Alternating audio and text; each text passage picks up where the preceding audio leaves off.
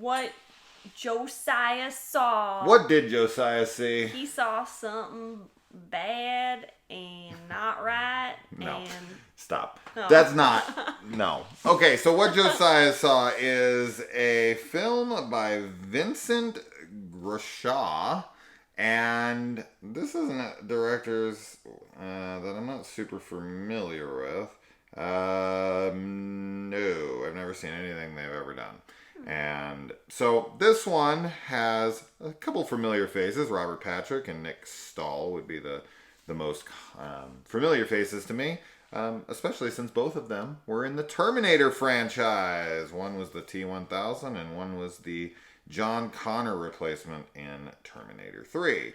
Now, the plot synopsis here is very short. A family with buried secrets reunite at a farmhouse after 2 decades to pay for their past sins. Holy shit. Okay, let me say something about that plot synopsis.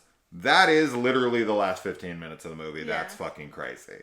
That is not what this movie is about. If you're going to give like a plot synopsis, you give a plot synopsis that teases what's to come in like the second and third act. You set up the first act in your plot synopsis, and then you leave it for what's going to come in the third act.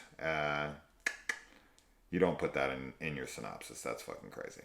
I honestly don't know what I would say. I'd have to think about it. Yeah, I would have to think too. I think that I would say like three siblings have different stories going on. I mean, I would write it better, obviously. 3 siblings have different things happening. I would be like, I mean, I guess the 3 siblings reuniting, but we follow them first. A family reunites after time apart. That doesn't sound good. No, I think we would write a better one. I'm going to tell you right now. If you gave us 20 minutes and we actually hashed it out, it'd be better. Yeah. But that really doesn't happen until the last like fucking 10 minutes. Now, this is a film that is very slow, right? It's a slow-paced film, and you're not going to know what the fuck is going on for 90% of the film. Yeah. Right? But, that being said, I was totally into it pretty much from the get-go. She was struggling with it for most of the film, and a lot of that's based on a scene that made her extremely uncomfortable. It was weird. I didn't expect it to throw me off that much, but it did. It made me super uncomfortable. And then, we kind of had to split up our viewing of this movie as well for various life reasons. Yeah. So part of it also was that, but I will say that by the third act, I was really invested, and I really loved the ending. I think that it's great, and right when it was finished, you even said that this would really benefit from a second viewing, and I think that's absolutely right. The twist, or the, I don't know, it's not a gimmick, but the reveal is really cool, and I did not see it coming whatsoever. No. Part of it feels like because everything else in the film to me was slightly confusing, and I didn't really know, like, I knew that the 3, main characters were all related to each other. They were siblings. Yeah. But as far as their stories and what's going on in their lives, I didn't know how it all kind of like tied together, and by the end though, it makes complete sense. So I think, as you said, this is actually kind of a smart way to do a reveal in a way. Now, I don't recommend they always do this because, I mean, not every film should be uber confusing like this. Some films just need to be straightforward, and you need to know what the hell's going on. You don't want every movie to be like, 'cause your brain will fucking explode.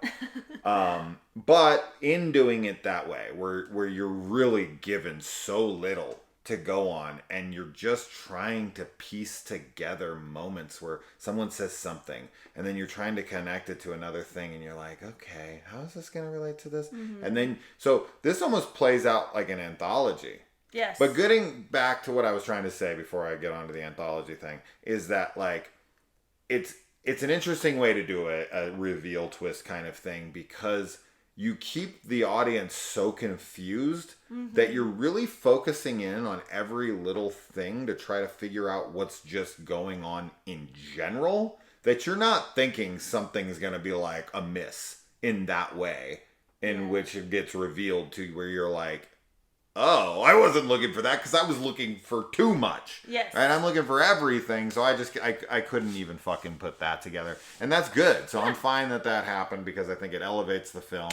And as she said, the payoff in this film is really cool, but only if you're invested and only if it emotionally hits you.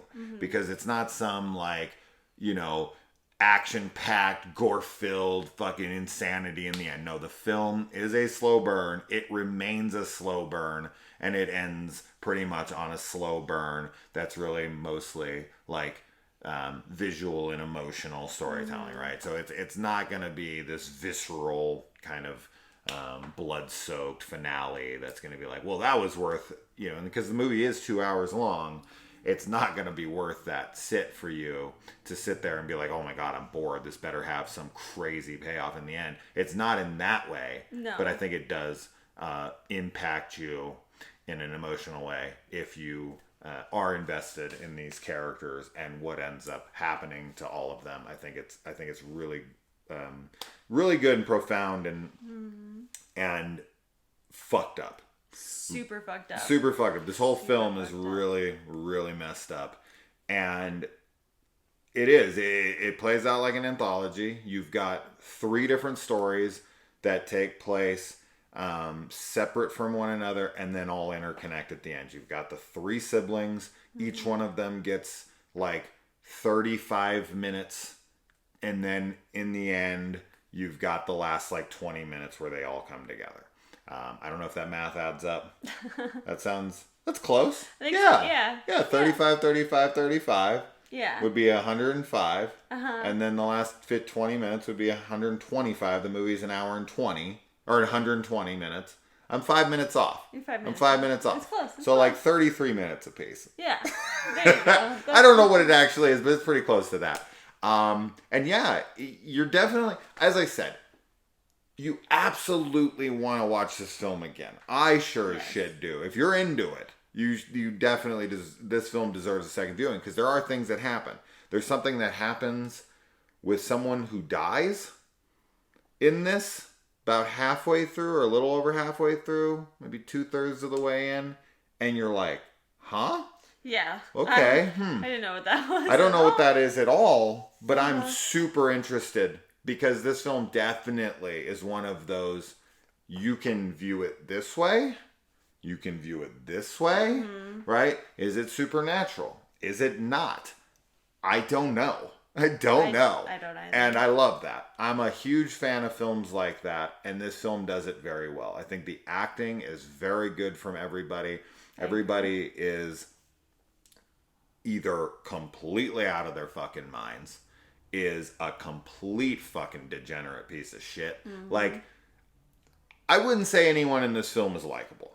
All right? They all have serious downsides to them, to say the fucking least. So this is not going to be the film. And it's very gritty and dirty and feels like, because we're dealing with people that are kind of from a farm and they feel like people you would see represented in some Deep South Deliverance type of a movie or something. These are gritty. some super rednecky hillbilly people salt who've of the done, earth, who've done some bad shit in their life, and live in secluded areas for a reason. But man, this deals with mental illness. It deals with so many things, incest. You name it. This film, it deals with it. So I was a big fan of this one. I thought this was great. I think that it's one of those films, right? It's slow burn, fucking left open for a lot of interpretation. This is the kind of film that splits audiences heavily, and I'm always about those kinds of films. So heavy recommendation from me if you're the kind of person that likes that shit. But prepare yourself. There's some real heavy themes in here. Very heavy. That aren't going to hit really well with some people. There's the one scene that turned her off in particular, but that being said, there is a scene, maybe 30 minutes in, that's going to have you going, what the fuck am I watching? This is wrong.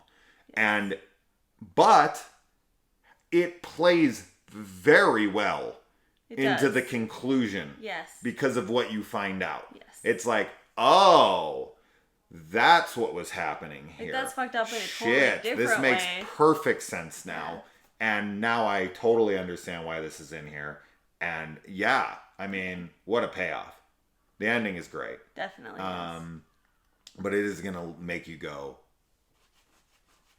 For most of the Yeah, you're gonna movie, be questioning a lot of it, but I think it's in a good way. It's I do not too. it's I not do too. a I don't think it's pretentious way. No, I didn't think the film was pretentious at all. I definitely think that it's worth the watch, especially if you like slow burn and ambiguous movies. Yes. With cool atmospheres and really gritty acting. Yeah. This could end up being a fave of mine of the year for sure. I feel like a second watch could solidify it in that way because I just really like the themes explored here and how bold the film is, and there's zero hand-holding in this movie. Yes, it's... Like, this is, you better be paying the fuck attention 100%. Or you are not getting things. 100%. Because, like, I had to out loud announce certain, like, one big thing, and Kaylee was like, oh! I didn't even catch it. You didn't catch it, and it's the big reveal. And I was so like, crazy. It's so subtle. It's so... And then I was like, oh shit, this happened. You were like, just oh shit! Yeah. Oh my gosh, yeah. Yeah. It's great. The ending is great. And yeah, I think a rewatch would definitely make me feel a little less, obviously less confused now in the beginning. And it would be... Not completely. Not completely, but... Not completely unconfused, I'll tell you that. It would be helpful, so... Yeah. It's a recommendation. Absolutely. For me, heavy one. It's funny, we flipped a little bit on hypochondriac versus this one. I know. I thought, well, yeah. I'm the big one on this one. Yeah. Yeah. It's okay. So, I'd be willing to watch both again and see. We should. But we'll definitely will before the end of the year. Absolutely the better film for me. No doubt about it. This is so much more my kind of film. Yeah. Yeah. Yeah. Kind of reminds me of like The Dark and the Wicked. I knew you were gonna say that. It has a similar feel for sure. Yeah. Yeah. But not as much horror. There's very little horror. I want to make that clear. It's very much drama, supernatural, thriller, maybe supernatural. I don't know. Maybe we don't know. I don't know. Has those, there's something that happens in the second story that makes you go, what the fuck? There's something with gypsies going on. That's all I'm gonna say. I don't know what's happening weird. There, and I really need to watch this movie again. It makes me want to watch it right now because I'm sitting there like, what's going on with the gypsies? Yeah. You'll see if you watch it. Let us know. Bye. Bye.